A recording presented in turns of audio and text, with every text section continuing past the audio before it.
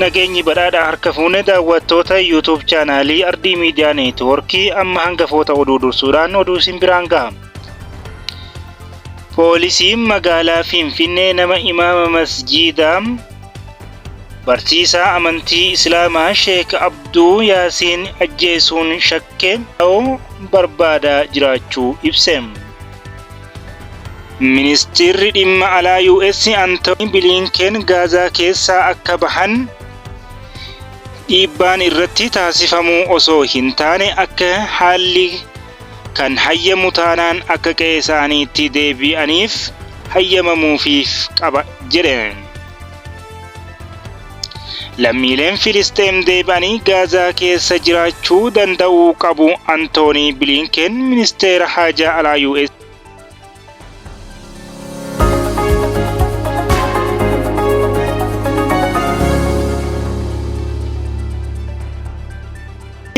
amma oduu bal'inaatti ceenaa. Warri haarawa gara Ardii Miidiyaa Neetwoorkiitti haarawa dhuftan sabiskiraayib sheer laayik gochuudhaan maatii Ardii Miidiyaa Neetwoorkii taasisanii jenna.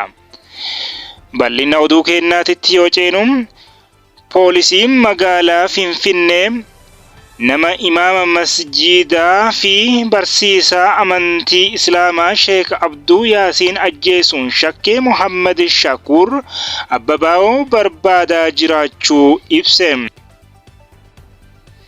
Shakkamaan dhuunfaa kun akka harka kennu poolisiin Finfinnee akeekkachiiseera. Bakka shakkamaan kun jiru kan beeku yoo jiraate eeruu kennuun akka tumsu poolisiin dhaamsa dabarseera. Ajjecha Sheek Abduu Yaasiiniin gadda itti dhagahame kan ibse poolisiin magaalaa Finfinnee maatii fi hordoftoota amantii Islaamaa hundaaf jajjabina hawweera. Shakkamaan kun akka to'annoo seeraa jala ooluu fi garee hordoffii fi qorannoo hundeessee hojii isaa cimsee itti fufuu ibseera poolisiin. Dureen amantii Islaamaa kun nama manni jireenyaa isaa magaalaa Finfinnee kutaa magaalaa Kolfee Qaraaniyoo ta'ee kan harka isaaniin guddisaa turaniin ajjeefamuu shakke poolisiin. Nama yakkaan shakkamee dhoksuus ta'ee akka miliqu tumsuun gaafatamummaa seeraa fi kan nama saaxilu ta'uu kan hime poolisiin uummanni nama kana dabarsee kennuun olaantummaa seeraa utubuu akka qabu dhaameera. Gumiin dhimmoota Islaamummaa Itiyoophiyaa imaamni masjiidaa Badrii fi barsiisaan amantii Islaamaa Sheek Abduu Yaasiin akka lakkoofsa Itiyoophiyaa muddee 27/2016 rasaasa namoota ammaaf eenyummaa isaanii hin beekamneen itti dhukaafameen ajjeefamuu ibsee ture. Masjiida magaalaa Finfinnee kutaa magaalaa Addis Katamaa Askoo Addis Safarii keessatti argamu kanatti imaama kan ta'an Sheek Abduu Yaasiin salaata ishaa'ii salaachisanii osoo gara mana isaaniitti galaa jiran ajjeefamuu ibse gumiin kun. Pirezidaantiin gumii dhimmoota Islaamummaa Itiyoophiyaa Sheek Hajji Ibraahiim Tufaa Koraa waldaa ulamaa'ota idil-addunyaa Qatar Dohaatti geggeeffamaa jiru irraa osoo jiran taatee kana dhagahutti akka rifatanii fi guddoo akka gaddan ibsan. Sheek Hajji Ibraahiim Tufaa lubbuu nama guddaa biyyaaf bu'aa buusanii haala suukkanneessaa ta'een tasa dhabuutti onnee isaanii cabuu ibsanii maatii jaallattoonni isaanii fi ummanni musliimaa hundi akka jajjabaatu dhaaman. Bulchiinsi kutaa magaalaa isaanii fi poolisiin namoota Sheek Abduu Yaasiin irratti ajjeechaa suukkanneessaa raawwatan adamsee seeratti dhiyeessuun tarkaanfii barsiisaa akka irratti fudhatu gaafataniiru. Barsiisaan amantii mirga hawaasaa musliimaa fi quuqamanii dubbachuun beekaman Ustaaz Ahmaddiin Jabal waa'ee ajjeechaa imaama kanaa fi seenaa isaanii waan iyyaafatan feesbuukii isaanii irratti barreessaniiru. Akka isaan jedhanitti sheekni kun sheekota biyya Saa'udiitti beekaman kanneen akka Sheek Usaymiin biratti qara'aniiru. Sheeka sagalee kiiloleen Qur'aana qara'uun addunyaa irratti beekamu Sheek Suudeysiin ammoo tajriida qaraasisaniiru jedhan Ustaaz Ahmaddiin. Erga biyyatti deebi'anii namoota hedduu qaraasisuun barsiisuun tajaajilaa turan. Amma naannoo Askoo masjiida Badriitti katiibaa ta'uu isaaniitiin dura masjiida Aqsaa naannoo Afencoo bira bar jedhamutti barnoota Islaamaa barsiisaa turan jedhu Ustaaz Ahmaddiin Jabal. Galgala kitaaba isaanii qabatanii mucaa isaanii fi daabboo bitanii gara mana deebi'aa osoo jiran wayita dugda isaanii irraa rasaasaan rukutaman nama qaroo dhabeessa tokko harkaa qabanii geggeessaa turan jechuun barreessan Ustaaz Ahmaddiin.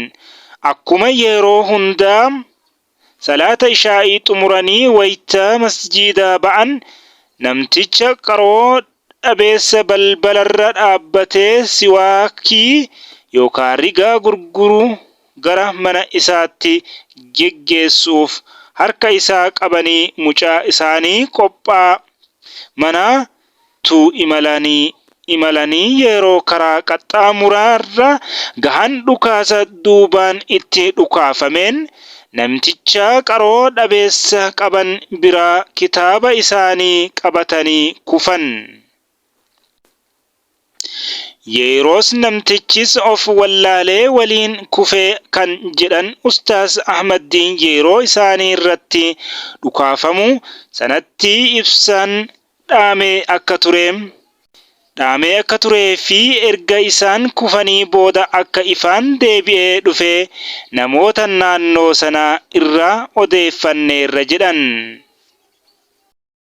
Oduu biraan immoo ministeerri dhimma alaa US Antoonii Biliinkeen Gaazaa keessaa akka bahan dhiibbaan irratti taasifamu osoo hin taane akka haalli kan hayyamu taanaan akka qe'ee isaaniitti deebi'anii fi hayyamamuufi qaba jedhan.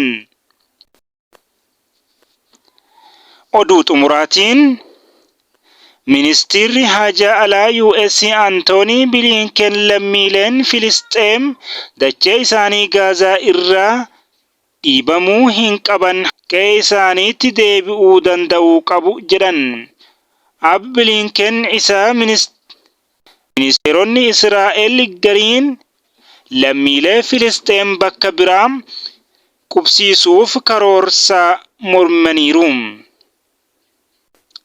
Qondaalli US ergaa waraanni Israa'elii fi Gaazaa eegalee bahaa giddugaleessaarraa jooraa jiran kun wayita yaada kana kennan Qatar turan. Jenne kaleessuma kibba magaalaa Kaan Yuunisitti lammiileen Filisxeem 60 caalan ajjeefamaniiru. Ergaa waraanni eegalee mooraan Jabaliyyaa yeroo hedduu haleellamee waraana onkololeessaa 7,2023 eegaleen Israa'el irraa namoonni 12,200 ta'an du'aniiru. 240 kan ta'an ammoo garee hidhattoota Hamaasiin ukkaanfamaniiru jetti Israa'el. Filisxeem irraa garuu namoonni du'an 22,000 caalu irra caalan dubartootaa fi daa'immani. Waggoota 24 darban keessatti haleellaa Israa'eliin namoonni Gaazaa 113 caalan ajjeefamuu ministeerri fayyaa Hamaasiin hoogganamu ibseera. Haleellaa Israa'el kanaan lammiileen Filisxeem miliyoona 2 caalan qe'ee irraa buqqa'aniiru. Aangaa'onni Israa'el akka isaan Gaazatti deebi'an hin fedhan. Bakka biraa qubsiifna jedhan michuun isaanii Ameerikaan ammoo ni mormite. Lammiileen Filisxeem akkuma haalli mijateen qe'ee isaaniitti deebi'uu qabu.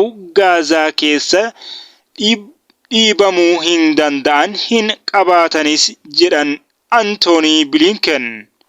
Ministeerri maallaqaa Israa'el Beezaaleel Ismootrichi Filisxeemonni Gaazaa akka gadhiisanii fi Israa'eloonni Gaazaa misoomsuu akka qubatan gaafatan.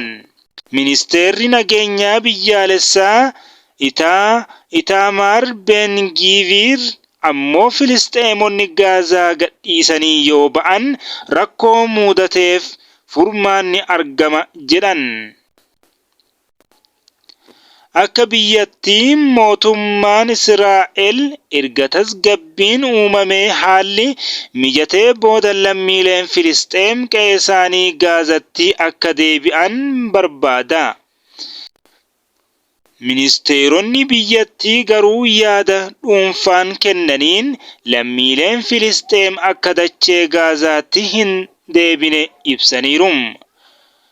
Daawwattoota YouTube chaanaalii Ardii Miidiyaa Neetwoorkii oduun keenya karraaf qabanne kanuma waan faanaa turtaniif galatooma. Warri haarawaa gara Ardii Miidiyaa Neetwoorkii dhuftan sabiskiraayib laayik sheer gochuudhaan Ardii Miidiyaa Neetwoorkiitti makamaa maatii ta'a.